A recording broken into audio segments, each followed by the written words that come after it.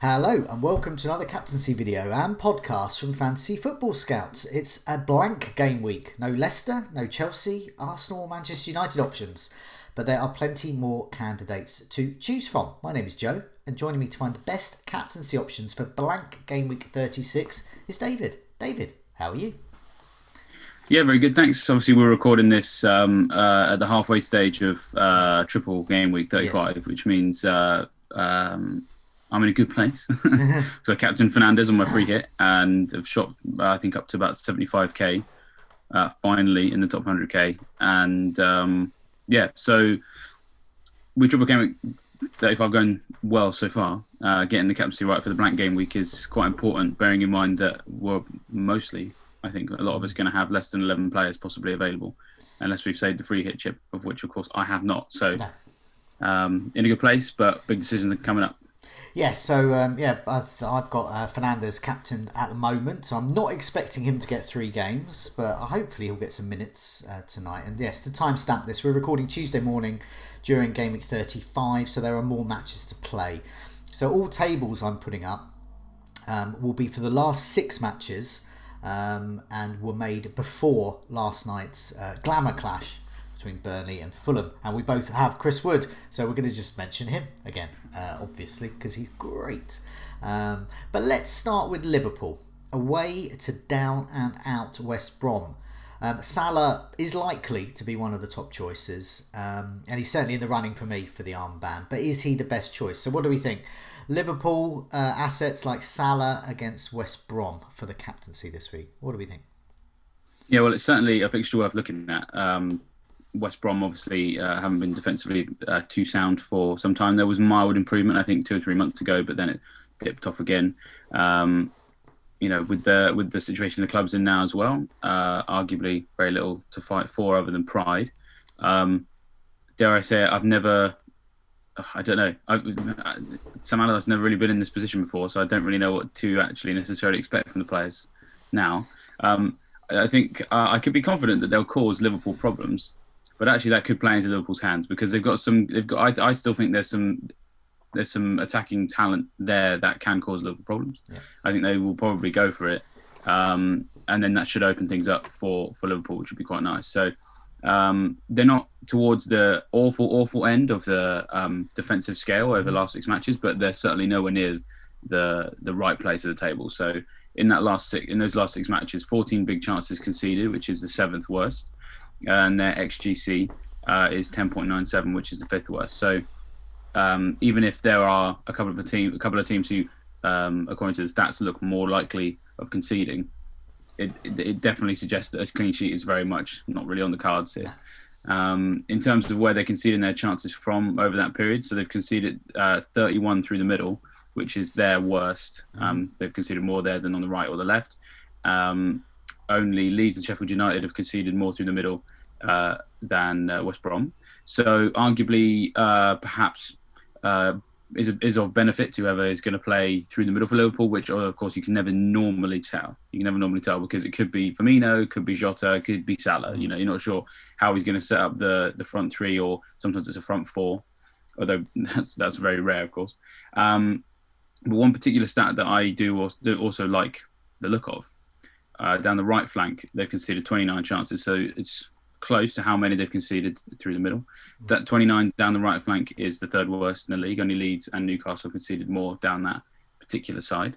And he who usually plays on the left is Sadio Mane, who obviously has, I think looked a little bit better in recent weeks and appears to be sort of ramping a little bit back up to the Mane that we've become used to. So, whereas on the left-hand side for West Brom, just the 21 chances conceded, and actually that's like the 9th worst. Whereas in those other 2 areas, they're the 3rd worst in the league. So could suggest that actually Liverpool's attack might get some joy down the left. So I don't own Mane, but if people are looking for differential options that they think could be quite explosive, then possibly he could be a good shout for this game. That's a good matchup there. The figures we got up on the screen, for the benefit of those listening on the podcast, I've sorted it by expected goal involvement amongst Liverpool assets, and Salah is just way out there.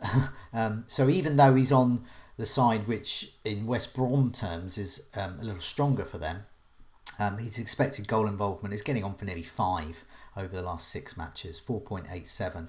And the next best is Diogo Jota at 3.31. And then you've got Mane, 3.22. And then Alexander Arnold I'll put in as well. Expected goal involvement of 2 over that period. Salah's stats are just great at the moment. Shots inside the box, 20. Jota 19, Mane 16, but shots on target 9. He's had 24 shots in total, created 8 chances. Scored 3 goals, had an assist. Minutes per goal attempt shot in the box every 23.3 minutes. This is nice Salah stats. He's going for the golden boot, as he always does. Liverpool are trying to get into the top 4 to cement their future, really. Because if they don't get into the top 4 and if they don't get into the Champions League, there's going to be all sorts of problems in the transfer market for Liverpool coming up. But of course they'll have Virgil van Dijk back soon. It may be towards the end of this season even, because I know he has been running around. So for me, I think Salah is the sensible pick. I wonder slightly with rotation, but I think that's probably overthinking it. I think they need to win, and they need Salah, and he is their key focal point still. So yeah, I like them. Which is why you were talking. We put up the worst defences there to see where West Brom are. As you said, they're sort of mid-table. Big chances conceded 14. But in terms of expected goals conceded, they're still pretty poor, and that's the interesting stat there. That's what Opta have sort of collated to say. Well, they were expected to concede nearly 11 goals. Yeah, 10.97, I think you said. But the top in terms of big chances conceded: Southampton, Newcastle, Sheffield United, and Burnley and Crystal Palace. They're the worst. We're conceding 16. But out of those, expected goals conceded, Newcastle are pretty much on their own there, up with more than 13 expected goals conceded. Southampton pretty poor. Their defence has sort of collapsed at the moment. They've expected to concede at least 10. Sheffield United, I mean, down and out. I mean, they've been a Championship side for most of this season. Unlike West Brom, where they've shown flourishes of good play, Fulham have been tough to beat at times. But Sheffield United, I think, have been consistently awful for most of this season, except when they beat Brighton. But they have been pretty awful Championship level. So I'm starting to think maybe the best thing is just to target strikers for the captaincy that are playing Sheffield United, because they do seem to prosper. So that brings us to the next plan. Calvert-Lewin scored again. He's looking good. He's looking good again. Everton are looking good. They've got all their key personnel back. But Everton against Sheffield United, so they're the latest ones to take on this Championship level side. And that's being kind to Sheffield United, to be fair. So Calvert-Lewin for the armband. What do you reckon? Yeah, well, I mean, and there were people that brought in Benteke for the triple game week because he was playing Sheffield United. And to be fair, I mean, there were some stats to suggest that he could benefit, because you don't just want to bring in any striker that's playing a bad defence. You need to bring in someone who you feel is capable of actually taking advantage. Benteke did it. Calvert-Lewin obviously has gone and got a nice haul against West Ham. Has another game in the game week, could get even more. As you've highlighted, Sheffield United defence has never been particularly reliable or looked like it's going to keep a clean sheet. And Calvert-Lewin, at the very least, is getting the chances with which he can deliver. So it's a bit of an interesting one with the way that his stats have gone over the last 6. But he's certainly right in the conversation. So in the last 6, he's joint top of the whole Premier League for big chances with 8, level with the untamable Chris Wood. So, absolutely, no shame in not being able to get past him. But yeah, so joint top for that. But interestingly enough, his shots on target is actually kind of a little bit below the level of some of the players that are in a similar part of the table in terms of big chances that have come his way. So just isolating the top 6 players who have had lots of big chances over the last 6. Sadio Mane's had 7, Kane 7, Salah 7, Havertz 7, and then Wood and Calvert-Lewin have had 8. Now, of those players, Wood's got 13 shots on target, Havertz has got 11 shots on target, Salah 9, Kane 8, Mane 7, and Calvert-Lewin just 6. But what's really interesting is his shot accuracy is still decent. It's 42%, because he doesn't shoot very often in terms of volume. So his 12 shots in the box compared to some of those other guys, all of the others are on at least 16. So he's very much at the moment operating like, doesn't shoot very often, but when he does, it's probably a big chance, and you'd like to think it's a shot on target as well. So my suspicion is that that's good enough for a goal a game. He doesn't look like one of those guys that's going to. And to be fair, you can largely see that from his point totals this year. Is that it's normally a goal a game. It's quite rare that he gets more than one attacking return. So the last time he had more than one attacking return in a game was game week 23 against Man United, and that was the first time he'd had more than one attacking return in a game since game week 9. Now, obviously, he's managed Sheffield United, so if he's ever going to have another game where he is going to slam in a couple of goals, maybe it's this one, because, of course, we all remember, his hat-trick against West Brom.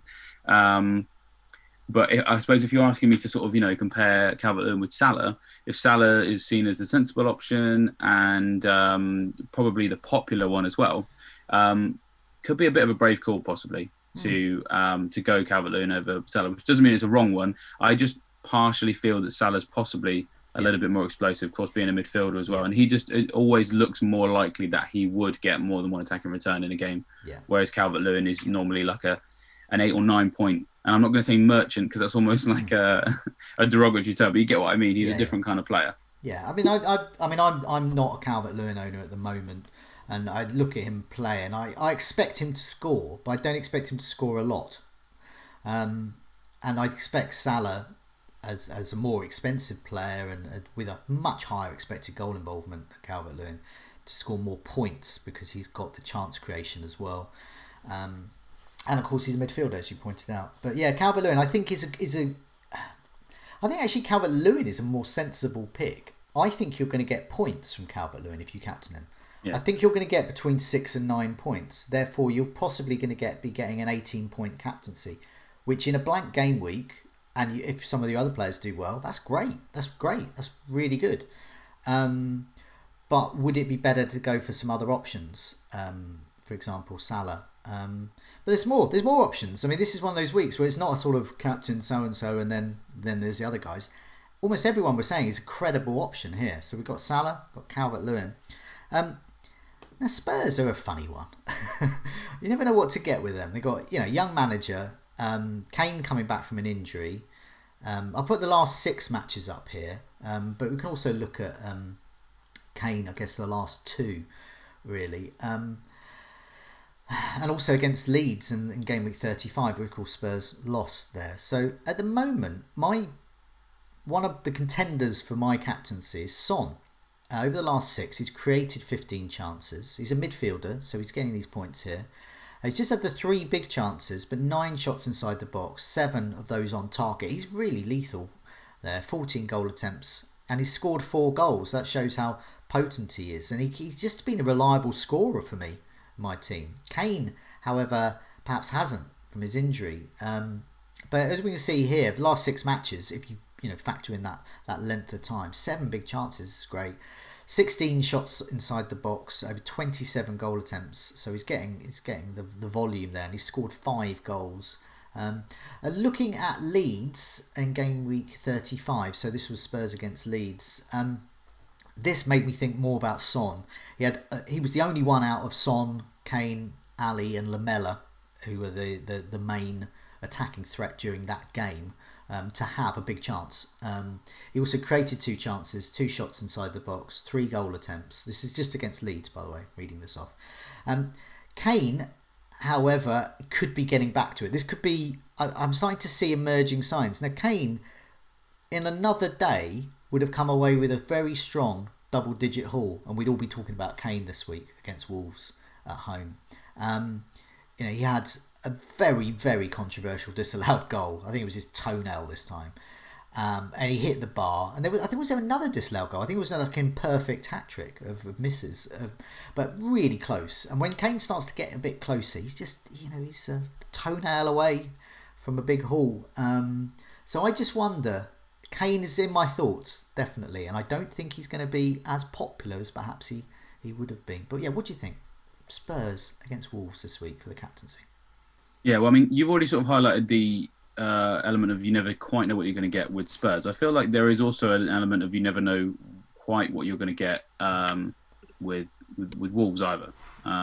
They're a team that has sometimes looked solid, sometimes not, sometimes been rolled over, which normally I guess would put me not off, but just make me a little bit concerned. But people want to look at what Wolves have done defensively last six, as we like to have a look. They have been performing better in terms of what they're allowing than they were before.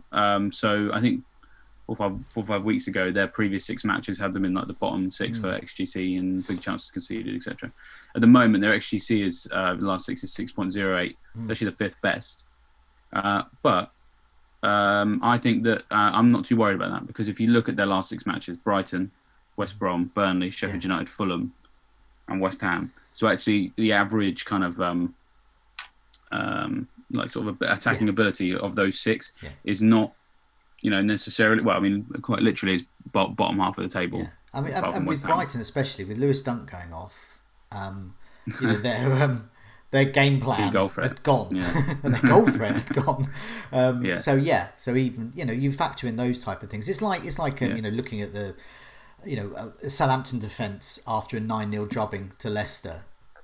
That sort of skews the stats slightly. Yeah, absolutely. So their fixtures have I think skewed a little bit, but there's still enough chinks in the armour that we can spot now that I think possibly backs up the backing for Son. So even though they've had relatively decent defensive figures over the last 6, they have still conceded 9 goals. The XGC delta is plus 2.92, which is the second highest in the division. So it means they're either the second most unfortunate or the second most lackadaisical, like kind of lazy with the chance that they're going. So conceded 9 goals when they should have conceded 6. Yeah. And I got to be honest, the way whenever I watch Wolves play, they always just look, even though they have a bit of possession, they always look like they're an error here, a missed man marking there from giving up a few more chances, which largely comes from those sorts of situations. But in terms of where they're conceding their chances from, this is what I mean about the Son thing, is across those last 6, even though they were playing relatively favourable opposition, 14 chances conceded down the left-hand side, and that is the 7th best in the league. It is 11 through the middle, and that again is actually joint 5th best. But then we look at their right-hand side. So 14 on the left, 11 in the middle, 21 chances conceded down their right-hand side, considerably more than in those other areas. Now, that's something like that. It's like the eighth worst in the league. So again, it's not like awful, but of course, maybe we have to factor in the fixtures they play. But the point is that across that period, it's a clear sign that the right-hand side of their defence is considerably more easy to cause problems on than on the left. And I think it's Nelson Semedo plays as their right wing back, and this wouldn't be the first time that people sort of pointed out the sort of suspect defensive ability there. So obviously, that is where Son is going to play. Or we assume anyway, because he traditionally plays on Spurs' left. That would be facing Wolves' right. So there's a possible opportunity there for him, I think. Okay. Well, I mean, Son is actually my current bus captain, so maybe I should just keep it on Son. I mean, that was my instinct. My fantasy manager's intuition said Son this week. Okay, let's move on. There's loads more options. Hey, Man City, remember them? They're rather good. They're about to win the league. But they play Newcastle. I mean, Mount Sub. Why aren't we looking at these guys? They play Newcastle, and their assets could be great picks for the armbands. But who plays? KDB might not be fit. De Bruyne might not be fit. Aguero's days of firing 4 past Newcastle have gone. Newcastle are a different side now in recent games. And Aguero is turned into Lookman in terms of trying to score a penalty. Where I'm going to say it. I think I could have saved that, and I'm not a big lad at all. But anyway, Man City. I think if you want a free hit, you've got to pile in on Man City. They're so low owned at the moment. But they play Newcastle. I kind of like Newcastle at the moment. What do you think? Man City assets against Newcastle for the armband? Yeah, I'm really enjoying watching Newcastle at the moment, and I know it's been a hard year for Newcastle fans, and and to be honest, I don't want to get like slaughtered for saying this. It's been a hard year for Steve Bruce as well, and it is kind of nice. I was a little bit worried for him when he was like, "Don't worry." When Saint Maximin and Wilson and I think Almora had a injury things well. When they're all fit and all starting, then we're probably going to do better. And I kind of was from the flashes I'd seen of those players this season, I was like, "Yeah, I believe that." And so it's quite nice to see that is actually bearing fruit, and they are actually getting results from those players, which is great. So I mean, kind of, I guess FPL aside, I wouldn't be too shocked if Newcastle get a result here. I'm not going to go out and say, they're going to win this game 3-0, but they'll give it a real go, and I think they will cause Man City some problems. Now, if they are doing that, then they are going to leave themselves open, I think. While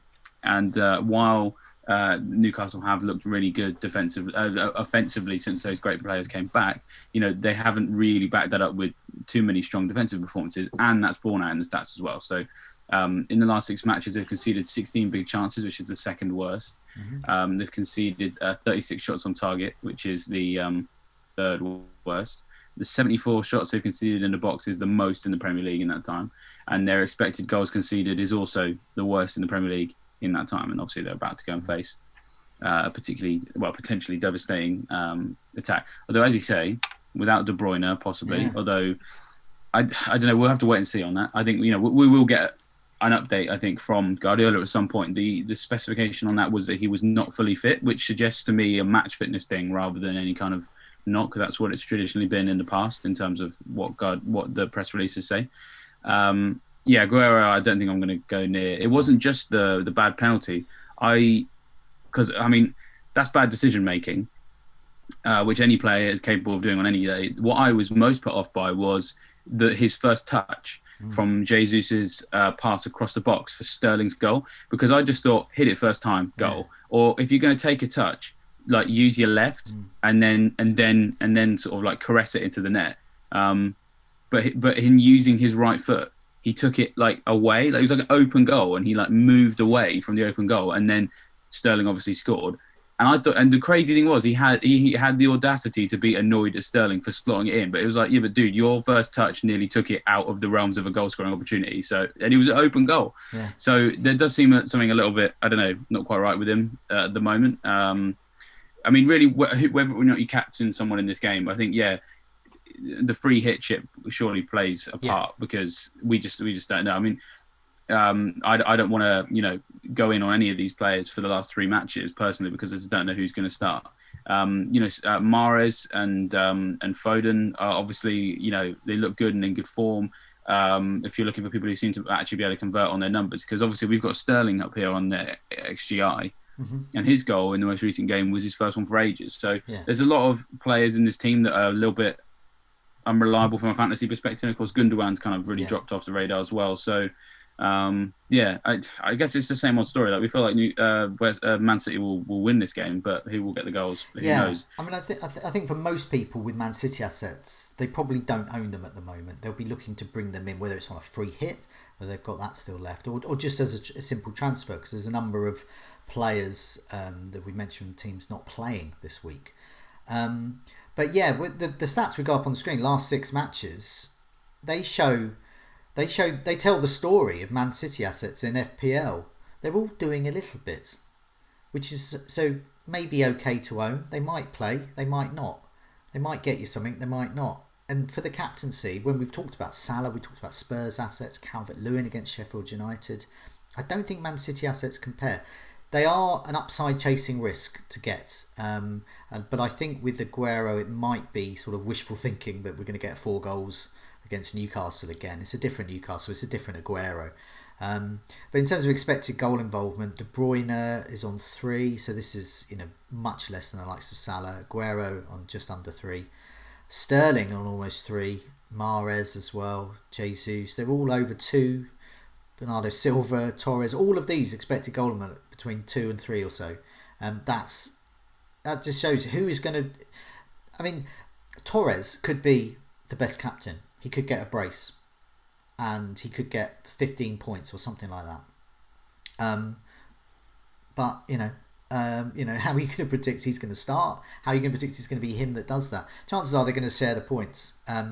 For me, it's a bit of a risk, but if it's that stage of the season, I think a Man City asset is the Maverick pick this week. So if you're a Maverick, go for it. There's more though. There's more choices. So here are the fixtures. We've got Newcastle against City, Burnley against Leeds, Southampton, Fulham, Brighton against West Ham, Palace against Villa, Spurs against Wolves, we've already mentioned, West Brom and Liverpool, and Everton and Sheffield United, we've already mentioned there. But there are other options, I think, here. So I've got up here last 6 matches for all players. And this shows in terms of expected goal involvement. These are all players that are playing this week. So I think I have hopefully discounted those with a blank fixture. Kane is top, which is what I was going back to saying, have we started to see the emergence of Kane coming back to being Harry Kane? Expected goal involvement of getting nearly 6, so 5.45. Then there's Salah, underlying his strength. Then there's Chris Wood, and going back to those fixtures again.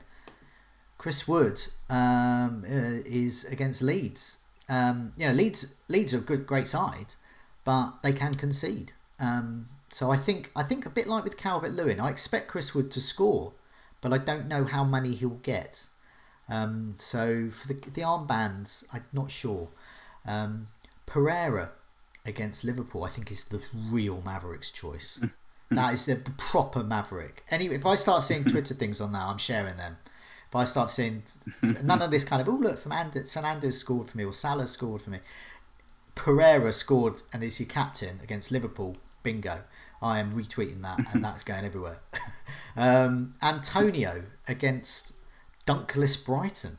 So going back to the fixtures again, I think Antonio's the player I'm going to bring in. I think he's got good fixtures for the rest of the run-in, but against Brighton, against Dunkless Brighton, so it's different. It's a different type of seagull there. But other options. So what do you think? Looking at those ones, I mean, I've mentioned Antonio, Wood there, but are there other options or any of those that appeal? I'll just lend my back into Chris Wood, obviously. Yeah. Big fan. Obviously, we talked about his XG, but his raw numbers are great too. So last 6, 18 shots in the box is the 3rd best in the league. 8 big chances is the joint best in the league, and 13 shots on target is the very best in the league. So arguably, he's posting stats that suggest he can get big hauls every week. I suppose, obviously, tempered perhaps a little bit in this scenario just by the fact that Leeds defensively have been a little bit better. I've seen some people talking about Bamford, but I would cautiously describe him in terms of his form as not really in the same boat as Chris Wood. Well, we've got the list of expected goal involvement. I think I went up to 11. Bamford's not there. Yeah. Well, the thing is, the fixture's good because Burnley defensively have been a little bit more obliging. So 10, they should have conceded 10 goals in the last 6 matches. They have conceded 10. In terms of their big chances conceded, they conceded 13. They're kind of lower to their lower mid-table. They're not going to keep a clean sheet, I wouldn't say. So maybe Bamford gets something. But as you said, he's not in the top 11 for the expected goal involvement over the last 6 matches. But I was just having a look at again some of his raw numbers. And they're really not strong at all in terms of his conversion. So 9 shots in the box over the last 6. 5 big chances. 5 big chances actually is not too bad, but he's had 4 shots on target, and 53 players in the Premier League have had more shots on target than him over their last 6. Okay. And I'd never like going too near a striker who hasn't been sort of consistently hitting the target with their shots, because it means that effectively something has to give. So they have to improve some area of their game in the next one for them to reward my captaincy decision. When we've got players such as Salah, and Wood, Kane, and Jota there with 11 shots on target last season. Yeah, exactly. There's some players that are really consistently getting shots on target. They're the type of players, to me, I feel a lot more comfortable captaining. So I know Bamford, I'm probably going to stay close. You wrote about the West Ham Everton game, and so Antonio, as I was saying, is a player I would looking to bring in, but also he's in the captaincy conversation, I think. But then looking at the figures there, so he's created 11 chances, but just 3 shots on target, 12 shots inside the box. So we're talking an accuracy problem there. But he's also creating a lot of chances. Meanwhile, Jesse Lingard's stats in terms of goal potential have plummeted, and he is much more involved in the build-up play. So what's happening with West Ham? Are they to be avoided in terms of the captaincy? Have they changed? Have they become a slick passing outfit, not a goal scoring outfit. Yeah, it's tricky. They've had a few chops and changes in the last few matches that have sort of, in my opinion, kind of made them harder to kind of understand. They obviously were that Cresswell for a little bit, which that drew Lingard into a deeper role for a bit, which we haven't quite seen him leave yet, even though Cresswell's come back. Lingard was doing really well because they didn't have Antonio, they were playing Fornals as a number 10, and they were using Lingard and Bowen as a strike pairing that was more based on sort of pace and guile rather than strength and holding the ball up and laying it off to other people, which is, of course, Antonio's game. Now, Antonio can still use that role to do really well when he's like the aiming point. But yeah, it's with Antonio coming back. It's only 2 matches so far after missing 3 in a period where they really kind of hit a rut in terms of scoring goals. I don't know. Yeah, I'm a bit sort of uncertain. And the thing is, even I know Brighton are obviously without Dunk, but there are other defenders in there that I still think can cause problems. I mean, the way that they play the back 3, they're all very strong physical specimens. Yeah. Antonio's gonna have to work really hard to to do his usual role, I think, against them. So all of that sort of, it's not uncertainty, but more just sort of things I want to kind of have another look at before I captain one of those players. When you consider some of the other options like Cavaloon against Sheffield United and Kane and Son against the Wolves defence and Salah and some of the exciting goal scoring options at Liverpool, West Ham just can't really compare. Okay, so I think just to sum up, really, we're looking at the familiar names, really, the likes of Son, Salah, possibly Kane. Possibly, if you want to go there, a Man City asset, Calvert-Lewin for that reliability of goal scoring. But there are question marks over a number of other players, and so that might count them out of the captaincy conversation. Chris Woods, I think, is your reliable one, though.